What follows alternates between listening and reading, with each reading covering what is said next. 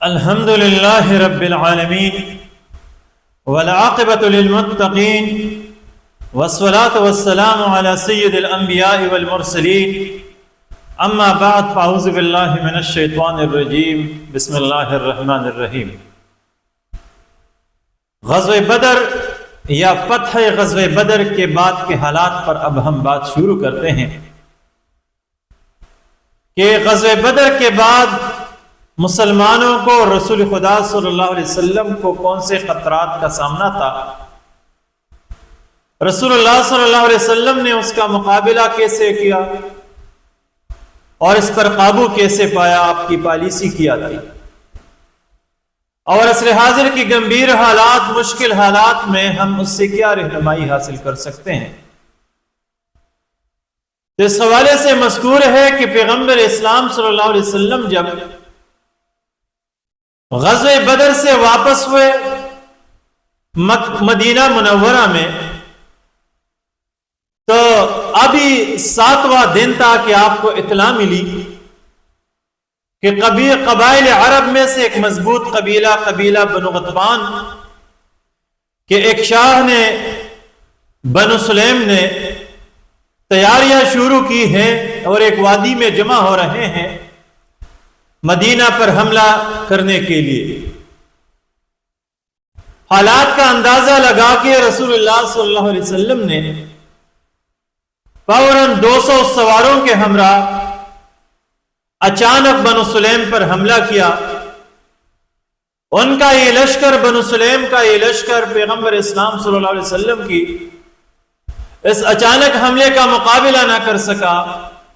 اور تتر بتر ہو کے وادی میں پھیل گئے، منتشر ہو گئے۔ رسول اللہ صلی اللہ علیہ وسلم نے ان کے ساز و سامان، گھوڑوں اور اونٹوں پر قبضہ کیا، تقریباً 500 اونٹوں کو پکڑا گیا اور بنو سلیم کی یہ طاقت کو تس نس کر کے پیغمبر اسلام صلی اللہ علیہ وسلم واپس مدینہ منورہ آ گیا۔ یہ پتہ غزوہ بدر کا 7واں دن تھا۔ اب دیکھیں، ایک عظیم الشان فتح کے بعد پیغمبر اسلام صلی اللہ علیہ وسلم یا صحابہ کرام اطمینان سے نہیں بیٹھے تھے، بلکہ رسول اللہ صلی اللہ علیہ وسلم کی سیرت مبارکہ سے ہم سیکھتے ہیں کہ آپ ایک بیدار مغز قیادت تھے، خطرات کا آپ کو اندازہ تھا، آپ حالات سے، ارد گرد کے حالات سے باخبر رہتے تھے، غفلت میں نہیں تھے۔ اور دوسری بات یہ کہ جیسے ہی اللہ کے رسول کو دشمن کا پتہ چلا تو آپ نے ان کو مزید تیاریوں کا موقع نہیں دیا اور فوراً ان پر حملہ کیا، جس سے ہم اس بات سیکھ سکتے ہیں کہ جب تک مسلمانوں کی قیادت بیدار نہ ہو، حالات کا ادراک اس میں نہ ہو، ارد گرد کے حالات سے باخبر نہ ہو، دشمن کے منصوبوں سے باخبر نہ ہو اور ان میں اقدام کرنے کی صلاحیت نہ ہو، تو مسلمانوں کی حالات کبھی ٹھیک نہیں ہو سکتے، کبھی دشمن کا مقابلہ نہیں کر سکتے۔ اور جب تک مسلمانوں کے اندر یہ ہمت نہ ہو، یہ صلاحیت نہ ہو کہ وہ دشمنوں کے خلاف چاہے اندرونی ہو یا بیرونی بر وقت کارروائی نہ کرے، کبھی وہ کامیاب نہیں ہو سکتے، کبھی حالات ٹھیک نہیں ہو سکتے۔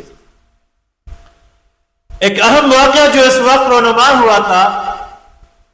وہ دنیا کا سب سے پہلا، تاریخ اسلام کا سب سے پہلا خودکش حملہ تھا۔ تاریخ اسلام یا پیغمبر اسلام صلی اللہ علیہ وسلم کی زندگی میں جو پہلا خودکش حملے کا اس پر کوشش کی گئی تھی، وہ واقعہ یہ تھا کہ مکہ مکرمہ کے اندر، بیت اللہ کے پاس خطیب کے اندر، صفوان بن امیہ جس کا باپ امیہ بن خلف میدان بدر میں قتل ہو چکا تھا، ایک بندہ عمیر بن وہب کے ساتھ بیٹھا اور گفتگو کر رہا تھا کہ کس طرح ان کے بڑوں کو قتل کیا گیا اور بدر کے کنویں میں ڈالا گیا۔ ان پر حسرت کر رہے تھے اور کہہ رہے تھے کہ اب جینے کا مزہ نہیں۔ عمیر بن وہب نے کہا کہ میرا بھی خون پگھل رہا ہے، مجھے بھی بڑا غصہ ہے، لیکن کیا کرے، میرے اوپر قرض ہے۔ اگر یہ قرض کی فکر نہ ہوتی، میرے پاس اہل و عیال ہے، اگر موت کے بعد اہل و عیال کی کفالت کا مجھے خدشہ اور خوف نہ ہوتا تو میں جا کے مدینہ منورہ میں اس رسول خدا پر، محمد صلی اللہ علیہ وسلم پر حملہ کر کے ان کو شہید کر دیتا، تاکہ مسلمان اور کفار کے درمیان، قریش کے درمیان یہ لڑائی جھگڑا ختم ہو جائے اور قریش کا یہ دشمنی ہے، یہ دشمنوں کا خاتمہ ہو جائے۔ صفوان بن امیہ تو اس موقع کی تلاش میں تھا، جیسے ہی اس نے یہ کلمات سنی عمیر بن وہب کی زبان سے، اس نے کہا یہ کون سی مشکل کام ہے، آپ کا سارا قرضہ آج سے میرے ذمے، میں ہی اسے ادا کروں گا، آپ کے اہل و عیال کی کفالت وہ ہمارے ذمے، میں ہی اس کا کفیل ہوں گا اور جب تک زندہ رہوں گا ان کی کفالت کرتا رہوں گا، آپ اس سے بے فکر رہے، لیکن جو منصوبہ آپ کے دل میں ہے اسے لازماً پورا کرے۔ عمیر بن وہب نے کہا کہ ٹھیک ہے، اسی پر ہمارے درمیان معاہدہ ہے، اور اس نے کہا کہ میرا بیٹا وہب بن عمیر مسلمانوں کی قید میں ہے، میں وہ اسے آزاد کرنے کے بہانے مدینہ جا کے اس رسول خدا پہ حملہ کروں گا۔ عمیر بن وہب نے اپنی تلوار کو زہر آلود بنا کے روانہ ہو گیا رسول اللہ صلی اللہ علیہ وسلم پر حملے کے لیے۔ یہ تاریخ اسلام کا پہلا خودکش بمبار تھا۔ اب جب عمیر بن وہب سفر طے کرتے ہوئے مدینہ پہنچا اور مسجد نبوی کے سامنے اپنے سواری سے اتر کے اسے باندھنے لگا تو سامنے حضرت عمر فاروق رضی اللہ تعالیٰ عنہ صحابہ کی جماعت میں بیٹھا ہوا تھا۔ عمیر بن وہب پر جب آپ کی نظریں پڑی تو یہ عمیر بن وہب وہ بندہ تھا جو مکہ کے اندر مسلمانوں کو بہت زیادہ تکالیف اور اذیت دیتے تھے۔ حضرت عمر فاروق رضی اللہ تعالیٰ عنہ نے فرمایا کہ یہ دشمن خدا، یہ دشمن رسول، یہ کینہ پرور شیطان صفت انسان یہاں کیا کر رہا ہے؟ یہ تو لازماً کسی برے ارادے سے آیا ہے۔ اور فوراً عمیر بن وہب کے پاس پہنچا اور اسے پکڑ لیا اور کہا کہ تمہارے آنے کا مقصد کیا ہے؟ عمیر بن وہب نے کہا کہ میرا بیٹا وہب بن عمیر مسلمانوں کی قید میں ہے، میں اسے آزاد کرانے کے لیے آیا ہوں۔ عمر فاروق رضی اللہ تعالیٰ عنہ نے فرمایا آپ کا فقط یہی ارادہ نہیں ہو سکتا، اور صحابہ سے فرمایا انصار سے کہ جا کے پیغمبر اسلام صلی اللہ علیہ وسلم کے قریب چوکس اور تیار کھڑے ہو جائے، اس بندے پر ہمارا اعتماد نہیں ہے،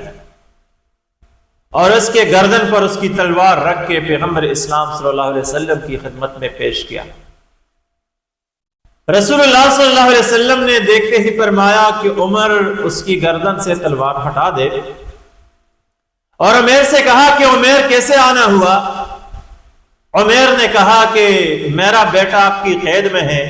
میں اسے آزاد کرانے کے لیے آیا ہوں۔ رسول خدا صلی اللہ علیہ وسلم نے فرمایا کہ عمیر تمہارے آنے کا فقط یہی مقصد نہیں ہے؟ عمیر نے کہا کہ نہیں، بس فقط یہی مقصد ہے۔ تو رسول اللہ صلی اللہ علیہ وسلم نے فرمایا کہ حتیم میں بیٹھ کے بیت اللہ کے قریب صفوان بن امیہ اور تمہارے درمیان جو گفتگو ہوئی تھی بدر کے مقتولین کے حوالے سے، اور پھر آپ نے اپنے قرض اور اہل و عیال کی عذر پیش کی اور اس کی کفالت اور قرض چکانے کی ذمہ داری جب صفوان نے لے لی تو آپ اپنی تلوار سمیت مجھے قتل کرنے کے لیے یہاں آ گئے ہیں، کیا یہ آپ کا مقصد نہیں؟ یہ سننا تھا کہ عمیر بن وہب نے کہا کہ اللہ کے رسول اب تک تو ہمارا خیال یہ تھا کہ آپ جو باتیں کر رہے تھے کہ یہ ٹھیک نہیں ہے، یہ من جانب اللہ نہیں ہے، لیکن جو واقعہ آپ نے بیان فرمایا تو یہ آپ کی صداقت کی دلیل ہے، کیونکہ اس بات سے میرے اور صفوان بن امیہ کے علاوہ کوئی باخبر نہیں، اور آپ کو اطلاع ملی اتنی جلد، تو اس کا مطلب یہ ہے کہ اللہ کے پاس سے آپ کے پاس پیغام اور وحی آتی ہے۔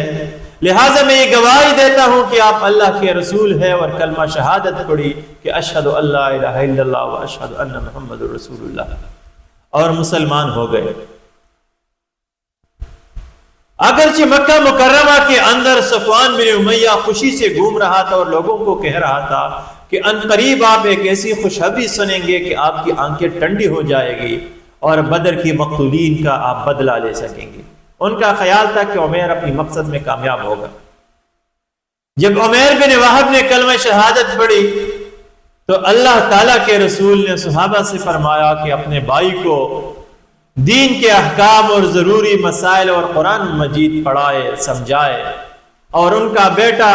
بغیر کسی فدیہ کے ان کے ساتھ رہا کر کے چھوڑ دے۔ صحابہ کرام رضی اللہ تعالیٰ عنہ نے ایسا ہی کیا، اور عمیر بن وہب جو رسول اللہ صلی اللہ علیہ وسلم کے قتل کے ارادے سے گیا تھا، ایک کلمہ پڑھ کے مسلمان بن کے اپنے بیٹے کے ہمراہ مکہ آ گیا۔ صفوان بن امیہ کو پتہ چلا تو اس نے قسم کھائی کہ میں کبھی اس عمیر کے ساتھ بات نہیں کروں گا، اور یہی عمیر بن وہب رضی اللہ تعالی عنہ ہے جنہوں نے مکہ کے اندر اسلام کی دعوت و تبلیغ شروع کی، اور آپ کی دعوت و تبلیغ کی وجہ سے بہت سے لوگوں کو ایمان نصیب ہوئی، اور موت تک ایمان پر، اسلام پر قائم رہے اور اسلام کی بڑی خدمت کی۔ پیغمبر اسلام صلی اللہ علیہ وسلم کی زندگی میں غزوہ بدر کے بعد یہ واقعہ اس سے یہ باتیں سرزد ہوتی ہے کہ دشمن آپ پر خودکش حملہ بھی کر سکتی ہے، جس طرح رسول خدا صلی اللہ علیہ وسلم پر حملے کی کوشش کی گئی۔ یعنی یہ ضروری نہیں ہے کہ جہاز کے ذریعے، میزائل کے ذریعے، راکٹ کے ذریعے، توپ اور ٹینک کے ذریعے سے آپ کو نقصان پہنچائے، بلکہ آپ کے ریاست کے اندر ہی آپ کی قیادت پر خودکش حملہ کر کے ان کو شہید کر سکتے ہیں، ان کو قتل کر سکتے ہیں، آپ کی تحریک کو کمزور بنا سکتے ہیں۔ لہٰذا ضروری ہے کہ مشکل حالات میں، افراتفری کے دور میں، دہشت گردی کے دور میں، بدامنی کے دور میں اپنی قیادت کی حفاظت کی بھرپور انتظام کیا جائے، ان کا خیال رکھا جائے۔ رسول اللہ صلی اللہ علیہ وسلم کی زندگی کے اس واقعے سے ہم یہ سیکھ سکتے ہیں کہ رسول اللہ صلی اللہ علیہ وآلہ وسلم حالات سے باخبر تھے، جس طرح عمیر کے حالات سے باخبر رہے۔ لہٰذا مسلمانوں کے لیے ضروری ہے کہ وہ بھی دشمنوں کے ہر اقدام سے باخبر اور محتاط رہے۔ عمیر بن وہب جو رسول خدا کی دشمنی میں اسے قتل کرنے کے لیے آیا تھا، لیکن خادم رسول، خادم اسلام اور اسلام کا ایک جاننثار اور سپاہی بن گیا۔ تو دنیا میں بھی ہم دیکھیں اور ہر دشمن خدا کو قتل کرنے کی کوشش نہ کرے، ہر دشمن رسول کو قتل کرنے کی کوشش نہ کرے، بلکہ اسے سمجھانے کی کوشش کرے۔ ممکن ہے کہ وہ لوگ جو دشمنان اسلام ہو اور اللہ تعالیٰ ان سے دین کا بڑا کام لے لے، خیر کا بڑا کام لے لے۔ عصر حاضر میں تو بدقسمتی یہ ہے کہ جو لوگ دین اسلام کی کام کر رہے ہیں، دعوت و تبلیغ کی کام کر رہے ہیں، اگر ان سے کسی قسم کی کوتاہی ہو جائے ناسمجھی میں، تو ہم فوراً اسے دائرہ اسلام سے خارج کرتے ہیں، ان پر کفر کے فتوے لگاتے ہیں، ان کو ذلیل و رسوا کرتے ہیں۔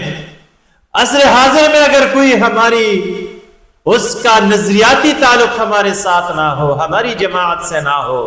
ہماری فرقے اور گروہ سے نہ ہو، چاہے کتنا ہی ولی اللہ اور بزرگ کیوں نہ ہو،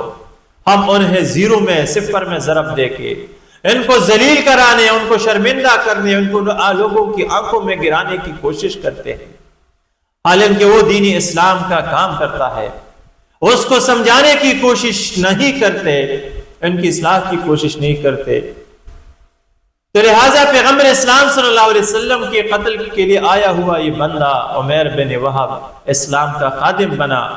ہمارے لیے بھی ضروری ہے کہ ہم لوگوں کو اسلام کی خدمت کا موقع دے دے، ان کو اسلام یا دین اسلام سے نکالنے کی کوشش یا ان پر کفر کی فتویٰ لگانے کی کوشش نہ کرے، بلکہ ان کو دین کا خدمت کا موقع دے دے۔ رب کائنات سے دعا ہے کہ ہمیں سیرت النبی صلی اللہ علیہ وسلم کو سیکھنے، سمجھنے اور اسے پر عمل کی توفیق عطا فرمائے۔ وآخر دعوانا ان الحمد للہ رب العالمین۔